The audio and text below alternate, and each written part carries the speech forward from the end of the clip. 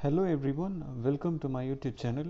In today's session, I'm going to give lecture on two writers, Sir Roger Ascham and Thomas Elliot. Before moving with the session, do subscribe my YouTube channel to get the further updates about the upcoming lectures. Sir Roger Ascham. The birth year of Sir Roger Ascham was uncertain, but it was predicted he was born in the year 1515 and he lived up to 1568. In a versatile personality, lived as a British humanist, scholar, writer, of course, famous for his prose style. He was well known for the promotion of vernacular and his theories of education. Sir Roger Ascham was lucky enough to get a chance to study in the Cambridge University. At his age of 14, he entered into the Cambridge University where he got his MA degree in the year of 1537. Soon after that, he was appointed as a Fellow of St. John's. There he was permitted to work as a reader in Greek. He worked as a tutor to Princess Elizabeth I in Greek and Latin between 1548 and 1550. Soon after that, between 1550 and 1552, he was working as a secretary to Sir Richard Morrison. He was also had been as an ambassador to the Habsburg Emperor Charles V. There, he got a chance to travel widely across the European continent, with which he gathered a lot of skills and information for his writings. He was chosen to be the secretary to the Queen Mary.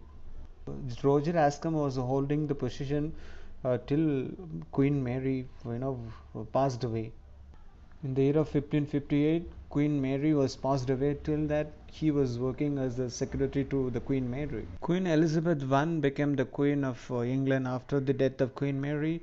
So he continued with the same position for Queen Mary until his death. Roger Ascham was helping Queen Elizabeth to pursue her study of Greek, and of course he was helping her by composing her official letters to foreign rulers. In the year of 1568, he was passed away. He was very happy when he was passed away because he was serving Queen Elizabeth as a secretary till end of his death. He also made his last confession to the parish priest of Saint Sepulchre without Newgate. His name was William Grayet. During his confession, he said, I want to die and be with Christ. This is what he said during his confession. Roger Ascham was passed away in the year 1568 in the month of December 30th, and he was buried on 4th of January 1569. His school was started on his commemoration, Ascham School, which was started in Sydney, Australia. And even in London, Sir Roger Ascham School was started. Now let's see some of his works. The first one is Toxophilus. This one was said to be his first published work, Toxophilus, which means lover of the bow, and it was published in the year 1545. And Roger Ascham, who wanted to dedicate this work to the King Henry VIII. There are two objects found in this book. The first one is to commend the practice of shooting with the long bow, and the second one is to set the example of highest style of composition. This book was presented to the King Henry VIII by Roger Ascham, which helped Roger Ascham to get the pension of £10 per year. This book was written in the form of a dialogue and was said to be the first book on archery in English. In the preface, Ascham proclaimed the growing patriotic zeal of a humanist by stating that he was writing English matter in English tongue for English men. It was written as a Platonic dialogue between Toxophilus and Philologus. Multiple editions were appeared for this book, for example in 1571 and 1589 and 1788 and even Edward Arber, who also published the two editions of the book in the 1868 and 1902. So this book has gone for many editions. Now the next work is The Schoolmaster, and this work was started in the year of 1563 and it was published posthumously in the year of 1570, which imparted reputation for him in the later years. Richard Sackville, who stated in the book's preface that a fond schoolmaster had by his brutality made him hate learning. In the preface itself, he invited Ascham to write a treatise on the right order to teaching. This work proclaims an effective method of teaching Latin prose. At the same time, it's concerning a huge amount that the psychology of learning and the education of the whole person and the ideal moral and intellectual personality which the education should mold.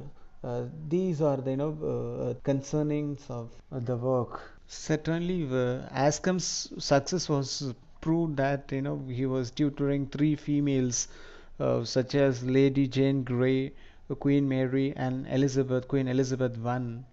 But this book cannot be regarded as a common treatise on educational method. But this book was focusing on the teaching of Latin, and it was not intended for schools. It focused to bring up the youth in the gentlemen, noblemen houses. And of course, this book was, advocated in the double translation of model book. The method itself was not new. Of course, this book is well known for its gentleness and persuasion instead of coercion in schools. Christopher Johnson, who used the book for practice and preaching during his time, and it was recommended frequently by Erasmus. So many people have suggested this book for educational practice. So Ascham's book, which got included a famous warning against the dangers of Italy. So he calls the work as an Enchantamentus of Success, Inchantamentus of Circes, Circes. This book was reprinted in the year 1571 and 1589, and of course it was edited by James Upton in the year 1711 and in the year 1743 by John Ayton Beckesty-Smeyer in the year 1863, and in the year of 1870 Edward Arber, who edited this work. And now his correspondence. So this work shows that Ascham's letters were collected and published in the year of 1576, and this one went through several editions. At the last, it was edited in the year 1611, and there it was retitled by William Elstob, the year of 1703. Let's see some other works like the Report and Discourse of the Affairs and State of German, and it was published by John Day in the year 1570. Most of Ascham's English works were edited by James Bennet, with a life by Samuel Johnson in the 1771, and these were his works were reprinted in the year 1851. John Allen Giles in the year of between 1864 and 1865 published in 4 volumes Selected Letters from Toxophilus and Schoolmaster and the Life by Edward Grant. So that's it about Roger Ascham. Now let's move on to the other writer, Sir Thomas Elliot. Sir Thomas Elliot, Elyot, Elliot.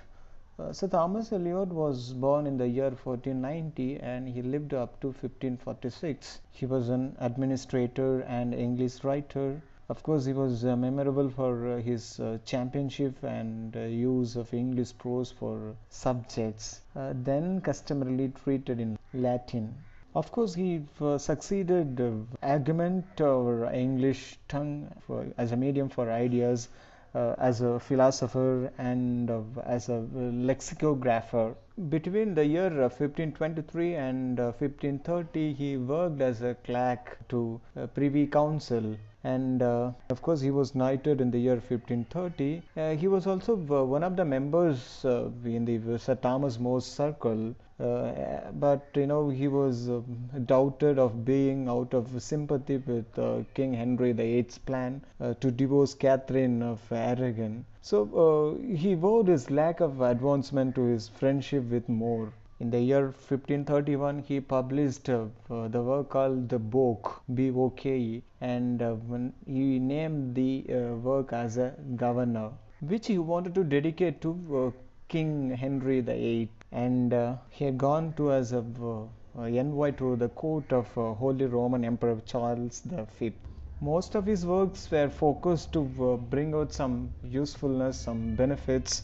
So the aims of his works, was like usefulness, which in which he brought classics and Italian authors to the general public through his translations. He imparted practical instruction in his own writings, and of course he included many new words to the English language. His title was gone under the disputation, but Cardinal Wolsey, who decided in his favor, who helped him. Also, he also made him as a clerk of the Privy Council. Elliot wrote a letter to Thomas Cromwell in which he mentioned that he never received the emoluments of this office, while the empty honor of knighthood bestowed on him when he was appointed to inquire into the Cambridgeshire estates of his former patron Wolsey. And he was also appointed High Sheriff of Oxfordshire and Berkshire in 1527. In the year of 1531, Thomas Elliot received an instruction to proceed to the court of Charles V, Holy Roman Emperor, to try to persuade him to take a more favorable view of Henry's proposed divorce from Catherine of Aragon, the emperor's aunt, for which a commission was combined, on which one of the king's agents, Stephen Wagon, was already engaged. And there Elliot was suspected, like Wagon, of lukewarmers in carrying out of king's wishes, but it was nevertheless blamed by Protestant writers.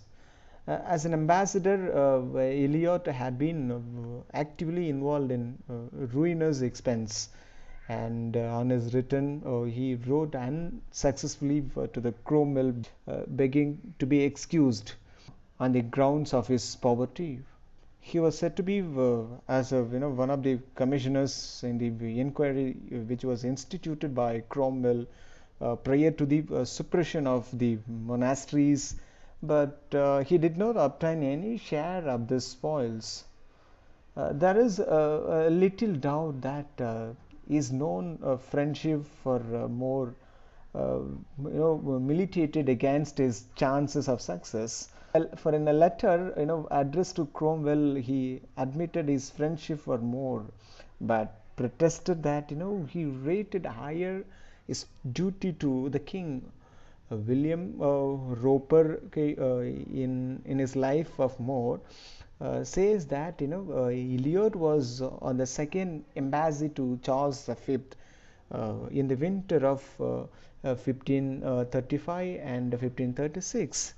There, who received news of More's executions while at Naples, and there, he had been kept in the dark by his own government, but he heard the news that from Emperor, so Roper says, writing years later, but R.W. Chambers writes that Roper had confused the timing of Elliot's ambassadorships, and of the emperor's remarks about More's resignations of not his executions.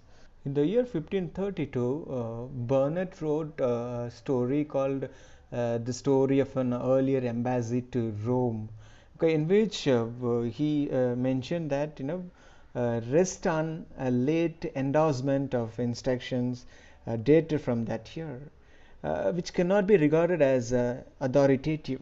From the year 1539 to 1542, he represented a borough of Cambridge in Parliament, and he had purchased from Cromwell the manor of Carleton in Cambridgeshire, where he died. Eliot was granted a little reward for his services to the state, but his scholarships and his books were held in high esteem by his contemporaries.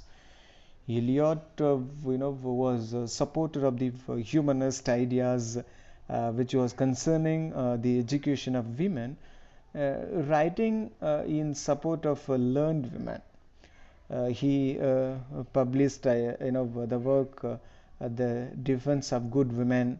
In this work, he supported Thomas More and other humanist authors' ideals of educated wives who would be able to provide intellectual companionship for their husbands and educated moral training for their children. In the year 1531, he produced the book named "The Governor," okay, which was dedicated to the king of Henry VIII, and this one was printed by Thomas Bartlett. This book was frequently reprinted like in the year 1531 and 1534 and 1536 and 1544, and this one said to be a treatise on moral philosophy, which was intended to direct the education of those destined to fill high position, and of course to inculcate those moral principles which alone could fit them for the performance of their duties. The subject was a favorite one in the 16th century, of course. The book, which contained so many citations from classical authors, and which was, very popular in that year. Eliot, who expressly acknowledges his obligations to Erasmus Institutio Principis, Institutio Principis, Principis. As a prose writer, Thomas Elliot, who enriched the English language with so many new words. In the year of 1536, he published the Castle of Health. This is a popular treatise on medicine, which was intended to place a scientific knowledge of the art within the reach of those unacquainted with Greek. Of course, this work, though scoped at the scoped at by the faculty, and this one was appreciated by a general public. Uh, of course, very fast it has gone through 17 editions.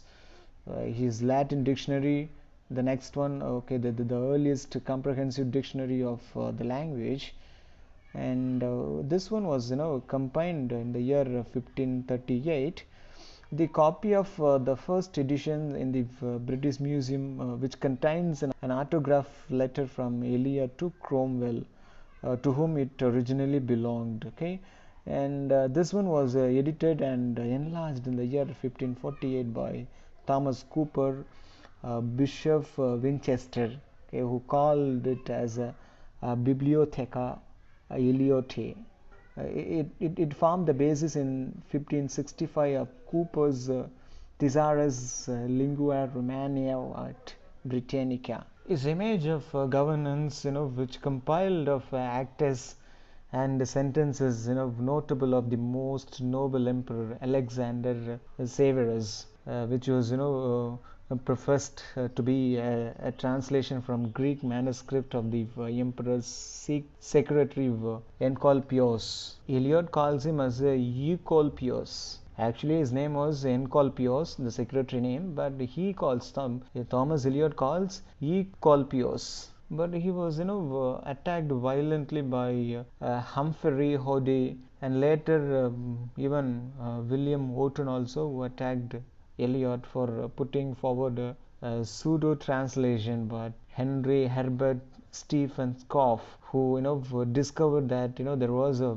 Neapolitan gentleman at that time bearing the name of Poderico, or Latin Z, with whom Eliot was got introduced. Roger Ascham mentions as De Rebus Memorabilibus Angeliae, and William Webbe quotes a few lines of lost translation of the Ars Poetica of Horace. And he also made some translations like the Doctrinella Frances was written in the year 1533 by Isocrates, so which he translated, and another work, Cyprianus, a sweet and devout sermon of Holy Saint Cyprian of the mortality of man, which he translated in the year 1534. Rules of a Christian Life, this one by Pico della Mirandola, which he translated in the same year 1534.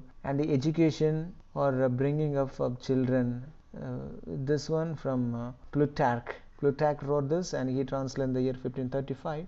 How one may take profit of his enemies, this one was translated in the year 1535. Well, that's it about today's session. Thank you for watching. Kindly do subscribe my channel if you have not yet subscribed, and get the further updates about the lectures which I'm posting for about British literature. So in my channel I've been uploading lectures sequentially from Old English to Modern English. The whole British literature lectures will be posted in this channel, so kindly subscribe the channel and get the updates about the every lectures.